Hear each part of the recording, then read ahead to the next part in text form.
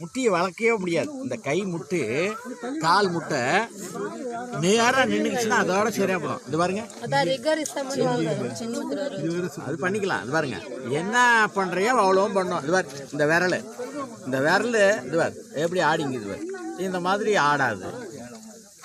நட்டை எடுத்தா நட்டை எடுக்கும். எப்படி ஆடுது பாரு. இந்த கையை இப்படி வரைச்சி நின்றுச்சுன்னா இந்த மூட்டு அப்படியே நின்றுடும். இந்த மூட்டும் எவ்வளோ கிளீனாக வேலை செய்யுது. இந்த மூட்டு எப்படி ஆடி கிடக்குது. இந்த மாதிரி இந்த விரல் எப்படி ஆடுது. இப்படி கட்டிட்டாங்கன்னா விரலை இப்படி கை வச்சு இந்த விரல கட்டிட்ட விரலை நீக்கி பார்க்கவே முடியாது. அது செத்தவங்களுடைய நிலையில் வந்து பார்க்கும்போது இப்படி கட்டிட்டாங்க விரலை அப்படின்னா இந்த விரல் அப்படியே தான் இருக்கும். நீ என்ன பண்ணினாலும் அதை நீக்க முடியாது. இது 30 மணி நேரம் கழிச்சு. இப்போ இது 30 மணி நேரம் ஆயிட்டு எப்படி இருக்குது. இதுதான் உடம்புக்குள்ளே சத்து அடங்கி இருக்கு. ஆமா, கை தூக்கினாலும் இந்த பக்கம் மேலே தூக்குறோம். எவ்வளவுனா தூக்கலாம். அதான் சொல்றேன். இந்த இப்போ 1 மணிக்கு இந்த சமாதி வைக்க போறோம். இப்போ இந்த 3 மணிக்கு அடைஞ்ச பின்னாடி இவருடைய நிலை பாருங்க. இந்த கை எப்படி ஆடுது பாருங்க. இந்த கையினுடைய ஆட்டம் எப்படி இருக்கு. இந்த மூட்டு எந்த அளவுக்கு வளைஞ்சு கொடுக்குது. இந்த விரலெல்லாம் எப்படி வளையுது பாருங்க. இதுக்கு என்ன காரணம் அப்படின்னு சொன்னா நம்முடைய ஞானபிதா சுவாமி சிவானந்த பரமஹம்சர் அருளி இருக்கிற அந்த சித்த வித்தை தான் இதுக்கு அடிப்படை காரணம். இந்த சித்த வித்தையை முறையா யார் பயன்படுத்தி செய்யறாங்களோ அவங்களுக்கு இந்த சமாதி நிலை கிடைக்கும். இந்த சமாதி நிலையில இவங்க டாக்டர் கிட்ட போயிருந்தாங்க. என்ன சொல்லிட்டாங்க, அவங்க செத்துட்டாங்க. ஆனா இன்னைக்கு செத்தவங்களுடைய உடல் இப்படி இருக்குமா அப்படின்னு பார்த்தீங்கன்னா இருக்காது. ஏன் அப்படின்னு சொன்னா இந்த வித்தையினுடைய மகிமை அது. புறத்துல டாக்டர்களுக்கு அப்படித்தான் தெரியும். ஆனா இந்த வித்தையை பயின்றவங்களுக்கு பார்த்தீங்கன்னா இது ஜீவ ஐக்கியமாயிருக்கு. இவங்களுக்கு இவங்களுடைய அந்த ஜீவன் ஐக்கியமாயிருக்கிறதுனால இந்த உடல் வந்து தெளிவா இருக்கும், எல்லா வகையிலும் சிறப்பா இருக்கும். அதைத்தான் சித்தர்கள் சொல்ற போது மண்ணூழி காலம் மட்டும் வாழ்வார் மரணிகையில் அகப்படவும் மாட்டாதாமே அப்படின்னு சொல்லியிருக்காங்க சித்தர்கள். அந்த வகையில இவங்க உடல் கெடாம நல்ல நிலையில இது இருக்கும். இவங்களுடைய ஜீவன் இவங்களுக்கு உள்ளே அடங்கிட்டதுனால அந்த அதுக்கு பேர் தான் ஜீவ ஐக்கியமானார். நம்ம அமைப்பில் செத்துட்டான்னு சொல்றது இல்லை, ஜீவ ஐக்கியமானார் அப்படின்னு சொல்லுவோம். அந்த ஜீவ ஐக்கியத்தை இவர்கள் அடைஞ்சிருக்கிறாங்க. அப்படி அடைஞ்சிருக்கிற காரணத்தினால தான் இந்த உடல்ல இருக்கிற அத்தனை உறுப்புகளும் எளிதா அவங்க இருக்கும்போது எப்படி இருந்து செயல்பட்டதோ அந்த மாதிரி இதனுடைய நம்ம ஆட்டினா ஆடும், என்ன வேணா நட்டை எடுத்தா நட்டை எடுக்கும், எல்லா வகையிலும் சிறப்பாக இருக்கும். இந்த பூட்டெல்லாம் எப்படி கையில் தூக்குனாலும் தூக்கும், கீழே விட்டாலும் விடலாம், எப்படி வேணா அந்த காலை மடக்குனா மடக்கும். இப்படிப்பட்ட ஒரு நிலை அடையணும்னு சொன்னால் சுவாமி சிவானந்த பரமஹம்சர் சொல்லி அந்த சித்த வித்தையை செய்தால் எல்லாருக்கும் கிடைக்கும். அந்த கட்டுப்பாட்டோட இந்த சித்த வித்தையை செய்கிற போது எல்லா நிலையும் சித்திக்கும். இந்த மரணமில்லா பெருவாழ்வை நோக்கி பயணிக்கக்கூடிய ஒரு செயல் இந்த சித்த வித்தையினாலே கிடைக்கும்.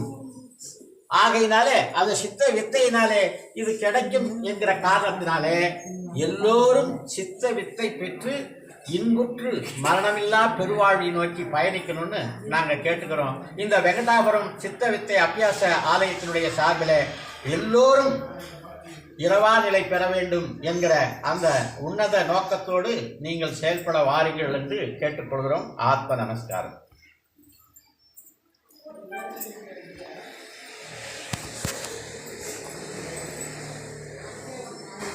தெரியறதுக்கு வாய்ப்பே இல்லை. இது அப்படியே இது என்ன ஆகும்னா காலத்துக்கும் அப்படியே இருக்கான். இதை சீல் பண்ணி மூடி வச்சுட்டாங்கன்னா எவ்வளோ வருஷம் பொறுத்து பார்த்தாலும் இவர் அப்படியே தான் இருப்பார். அதை மட்டும் புரிஞ்சுங்க. அதனால் இதுதான் ஜீவ சமாதி அப்படின்னு சொல்கிற ஒரு விஷயம்.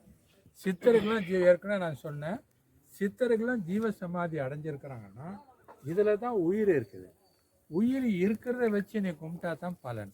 உயிர் இல்லாத கட்டையோ மரத்தையோ பொம்மையோ வச்சு கும்பிட்றது பிரயோஜனமே இல்லை. அதனால் இதை நீங்கள் கும்பிடணும். நீ எப்பெல்லாம் உங்களுக்கு வாய்ப்பு இருக்குதோ இங்கே விளக்கேற்றி கும்பிட்றது நல்லது.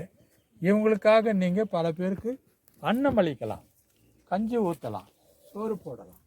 இந்த மாதிரி ஒரு விஷயத்தை பண்ணீங்கன்னா அது இவங்களுக்கும் நல்லது, உங்களுக்கும் நல்லது, உங்கள் குடும்பத்துக்கும் நல்லது. சரிங்களா? அப்படியே இருந்து என்ன பண்ணுவாரு? ஆ? இவர் அப்படியே இருந்து என்ன பண்ணுவாரு? இவரு இருங்க விளக்கம் சொல்றாரு அதே இரு. இவர் காலத்துக்கு இங்க இருந்து ஒரு காலத்துக்கு அப்புறம் இவர் வெளியேறிடலாம், புரியுதுங்களா? ஆனா இதுல தன்னுடைய ஜீவனை அப்படியே வச்சுங்க. இது ஜீவ சமாதியா? உலகத்துல இவருக்கு அடுத்த பிறவின்றது கிடையாது. அதுதான் இதுல மெயின். சாமி சொல்றது பிறவாத நிலை வேண்டும் இறைவான்னு கேட்கறாரு. மறுபிறவி என்பது இவங்களுக்கு கிடையாது. இந்த ஜீவன் இது உள்ள அடங்கினாலும் அது சஞ்சாரத்துக்கு கூட ஒரு காலத்துக்கு போய் மக்களுக்கு பரிமாறும். இப்போ நீங்கள் இவங்க கிட்ட போகிறீங்க, ஜீவ சமாதி கிட்ட பக்கத்தில் போனாவே அந்த ரேடியேஷன் உங்கள் குடும்பத்துக்கும் உங்களுக்கும் நல்லது பண்ணுற மாதிரி இல்லை, அந்த நல்லதை நீங்கள் அனுபவிக்கலாம். இவர் இதுக்கு முன்னாடி இருந்த விட இவரை சார்ந்தவருக்கு ரொம்ப உதவிகரமாக இருப்பார், உதவி செய்வார்.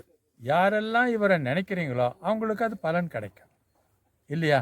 அதனால் நீங்கள் இதை ஆண்டுதோறும் நீங்கள் 4 பேருக்கு அன்னம் அளிக்கிறது, அவங்களுக்கு துணி கொடுக்கறது, அது இந்த கர்மாந்திரம் செய்கிறது, அது இதெல்லாம் அவசியம் இல்லாத ஒரு விஷயம் என்ன. அதனால் நீங்கள் இவரை நினச்சி நீங்கள் அந்த படத்தை வச்சு எல்லாருக்கும் அன்னம் கொடுங்க, துணி கொடுங்க, வஸ்திரம் கொடுங்க, எல்லாத்தையும் நல்லபடியாக நீங்கள் பண்ணி வைங்க. அதுதான் இவங்களுக்கும் நமக்கும் செய்கிறது.